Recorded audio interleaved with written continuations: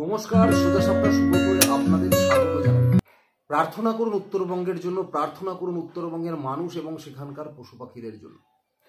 ধ্বংসলীলা চলছে কার্যত সেখানে। এখনো অবধি সরকারি পরিসংখ্যান অনুযায়ী 28 জন মারা গেছে এবং বহু ডজন মানুষ নিখোঁজ। যদিও সরকারি পরিসংখ্যান যেটাই বলে, আসল চিত্রটা কিন্তু আরো ভয়ঙ্কর। এখনো বহু পর্যটক সেখানে আটকে আছে, তারা বাড়িতে ফিরতে পারেনি। উত্তরবঙ্গের তিস্তার জল জাতীয় সড়ককে ধুয়ে নিয়ে গেছে। দার্জিলিং, ডুয়ার্স, কালিম্পং, মিরিক, দুধিয়া সমস্ত এলাকায় এত ভারী বৃষ্টি হয়েছে। লোহার ব্রিজ ভেঙে পড়েছে, মিরিকের সাথে যোগাযোগ বিচ্ছিন্ন। কালিম্পং, সিকিমের সাথে ভারতের কার্যত যোগাযোগ বিচ্ছিন্ন হয়ে গেছে, এমন পরিস্থিতি তৈরি হয়েছে সেখানে। যে সমস্ত চিত্রগুলো বা ছবিগুলো আমাদের কাছে এসেছে সেগুলো একটু আপনাদের দেখাই, তাহলে আপনারা কিছুটা হলেও উপলব্ধি করতে পারবেন যে উত্তরবঙ্গের কার্যত পরিস্থিতি কি। দেখুন এই ছবিগুলো পরপর আপনাদের দেখাচ্ছি। গাড়ি ভেসে যাচ্ছে, ভাবেন লোহার ব্রিজ, সেই ব্রিজ ভেঙে দিচ্ছে, সেই ব্রিজ ভেঙে গেছে। পশুগুলোর অবস্থা দেখুন, বড় বড় গন্ডার সেগুলো মরে পড়ে আছে। এই ছবিগুলো তো সামনে এসছে, ওই দুর্যোগের মধ্যেও তোলা গেছে এই ছবি, তাই এসছে। তিস্তার জল এমন ভাবে বইছে, তার স্রোত জাতীয় সড়ককে ভেঙে নিয়ে চলে যাচ্ছে। এই পুরো চিত্র রয়েছে এই মুহূর্তে দাঁড়িয়ে উত্তরবঙ্গে। দেখুন, এটা প্রাকৃতিক দুর্যোগ, এটা কারোর হাতে নেই, কাউকে দোষ দেওয়া যাবে না। কিন্তু যে জিনিসটা নিয়ে বলার আছে, যে কাল যখন সন্ধ্যায়, গতকাল সন্ধ্যেবেলায় যখন এনডিআরএফ উদ্ধার কার্য করতে পারল না, সন্ধে হয়ে গেছে বলে, যে সন্ধে হয়ে গেছে উদ্ধার কার্য করা যাচ্ছে না, বহু মানুষ তলিয়ে যাচ্ছে, বাচ্চা তলিয়ে যাচ্ছে, বয়স্ক মানুষ, বৃদ্ধ তলিয়ে যাচ্ছে, তার মধ্যে কে পর্যটক কে স্থানীয় বুঝে ওঠা যাচ্ছে না। আজকে সেই মুহূর্তে দাঁড়িয়ে আজকে এই চিত্রটা না খুব ব্যথা দিয়েছে। এই চিত্রটা, এই ভিডিওটা খুব ব্যথা দিয়েছে। সেই সময় দাঁড়িয়ে এই রাজ্যের মুখ্যমন্ত্রী সমস্ত টিভি সিরিয়ালের নায়ক নায়িকাদের নিয়ে মঞ্চে দাঁড়িয়ে কোমর দোলাচ্ছে। ব্যথিত করেছে এটা। তিনি নিজেকে মানবিক মুখ্যমন্ত্রী বলে না, তিনি মানবিক মুখ্যমন্ত্রী। তিনি এমনই মানবিক মুখ্যমন্ত্রী যে তার রাজ্যে 28 জন মানুষ মৃত, বহু সংখ্যক মানুষ নিখোঁজ। সেই রাজ্যে মুখ্যমন্ত্রী কার্নিভালের নামে কোমর দোলাচ্ছেন গানের তালে। আর পাশে কারা? পাশে সেই সমস্ত টলি তারকারা যাদের সিরিয়াল প্রত্যেক দিন সন্ধেবেলায় পশ্চিমবঙ্গের মানুষরা, পশ্চিমবঙ্গের বিশেষ করে মহিলারা বা বাড়িতে যারা থাকেন বয়স্করা, তারা খুলে খুলে তাদের সিরিয়ালগুলোকে দেখে। উত্তরবঙ্গের বহু মানুষও দেখে। আজকে তাদের এই দুর্দশার কথা না ভেবে আজকে তারাও মুখ্যমন্ত্রীর সাথে কোমর দোলাচ্ছে। এই চিত্রটা সত্যি পশ্চিমবঙ্গের মানুষকে ব্যথিত করেছে। তবে ভাবাও ভুল, তার কারণ এই মুখ্যমন্ত্রী কলকাতার বুকে জমা জলে 12 জন বিদ্যুৎস্পৃষ্ট হয়ে মারা যাওয়ার পরেও শুধুমাত্র দুটো কথা খরচা ছাড়া এই মুখ্যমন্ত্রী আর কিছু করেনি। এই দলের কোনো এক প্রতিনিধিকে দেখেছেন বিদ্যুৎস্পৃষ্ট যে মারা গেছে তার বাড়িতে যেতে? মুখ্যমন্ত্রীকে দেখেছেন? দেখেন। কিন্তু যখন এটা নিয়ে সমালোচনা বইছে, যখনই মুখ্যমন্ত্রী এই নাচটা চোখে লাগছে, তখনই সঙ্গে সঙ্গে ঘোষণা করেছে যে আজকে তিনি উত্তরবঙ্গে যাবেন।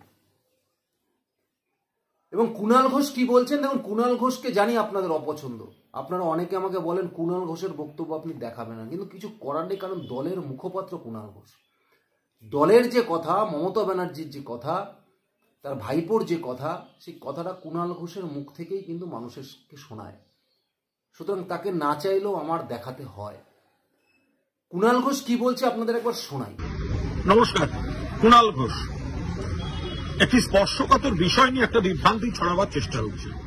আজ রেড রোডে রাজ্য সরকার আয়োজিত দুর্গাপুজো বিসর্জনের কার্নিভাল ছিল। অন্যদিকে উত্তরবঙ্গে ভারী এবং অতি বৃষ্টি, সেখানে বিধ্বস্ত অবস্থা বহু জায়গায়, বেশ কিছু মৃত্যু, ক্ষয়ক্ষতি অনেক। বিরোধীরা যেটা বলতে চাইছেন এবং অনেকে যে বিষয়টা তুলছেন যে কেন আজকে কার্নিভাল হলো, কেন সেটা স্থগিত করা হলো না, মুখ্যমন্ত্রী এবং সরকারকে আক্রমণ করে নানা ধরনের সোশ্যাল মিডিয়ার বিজ্ঞরা নানা ধরনের কথাবার্তা বলছেন। আমরা খুব স্পষ্টভাবে বলি, মুখ্যমন্ত্রী কাল রাত থেকে গোটাটা মনিটর করছেন, আজ সকাল থেকে করেছেন, যা যা করার সব করেছেন, পার্টি প্রশাসন সবাই নেমেছে, পুলিশ কাজ করছে, মুখ্যমন্ত্রী আগামীকালই ঘটনাস্থলে পৌঁছচ্ছেন। এবার যারা বলছেন কেন কার্নিভাল হলো, তাদের একটা জাতক্রোধ আছে কার্নিভালের ওপর। গতবারও দেখবেন কার্নিভালের ডেটে আবার একটা পাল্টা, আজকেও একটা চেষ্টা, এতে কিছু হয় না। কিন্তু বিষয়টা হচ্ছে পুজোটা শুধু আনন্দে নেই, পুজোটা একটা সিস্টেম, পুজোটা একটা পর্যটন, পুজোটা একটা ইকোনমি। আজ সকালে যখন এইসব বিপর্যয়ের খবর আসছে, ততক্ষণে এই যে কার্নিভাল, তার প্রস্তুতিটা তো কার্যত সম্পূর্ণ।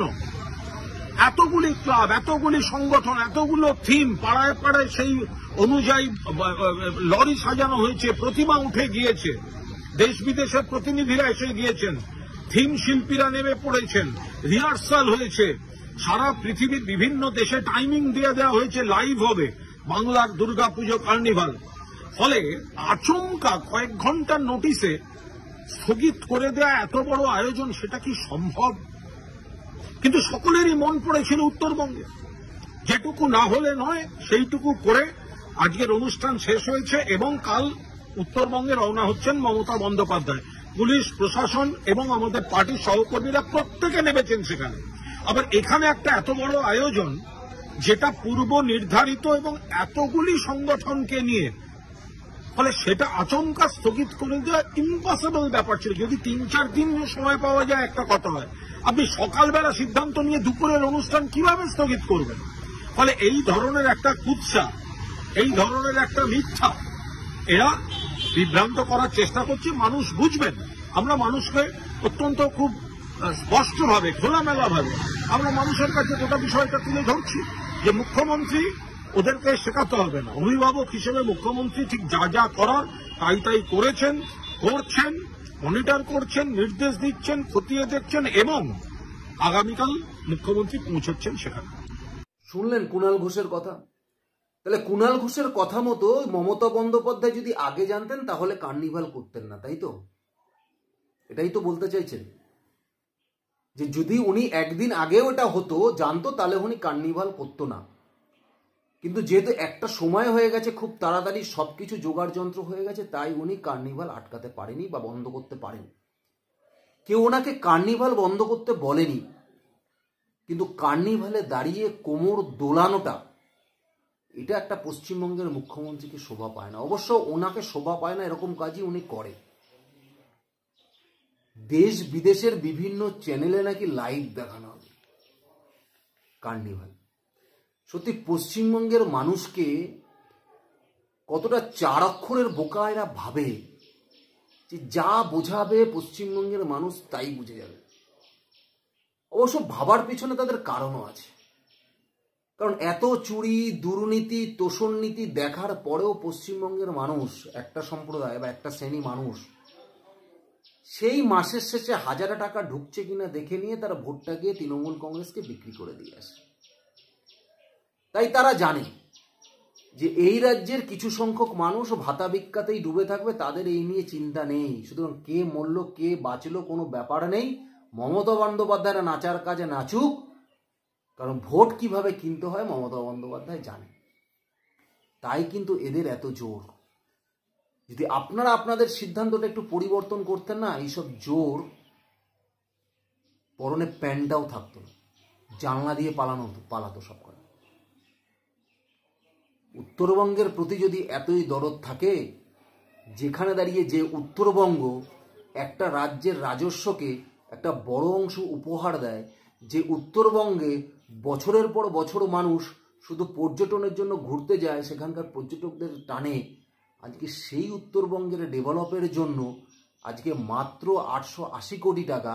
আর যে রাজ্যে যেখান থেকে কোনো ইনপুট নেই, যেখান থেকে কোনো না একটা শিক্ষক বেরোবে, না একটা ইঞ্জিনিয়ার বেরোবে, না একটা ভালো টিচার বেরোবে, শুধু বেরোবে কি হিন্দুর প্রতি বিদ্বেষ, শুধুমাত্র সেই জায়গাতে আপনার ভোট ব্যাংক সুরক্ষিত রাখতে সেখানে আপনি 5,800 কোটি টাকার কাছাকাছি আপনি বাজেটে স্যাংশন করছেন মাদ্রাসার শিক্ষায়, আর উত্তরবঙ্গে 880 কোটি টাকার মতো।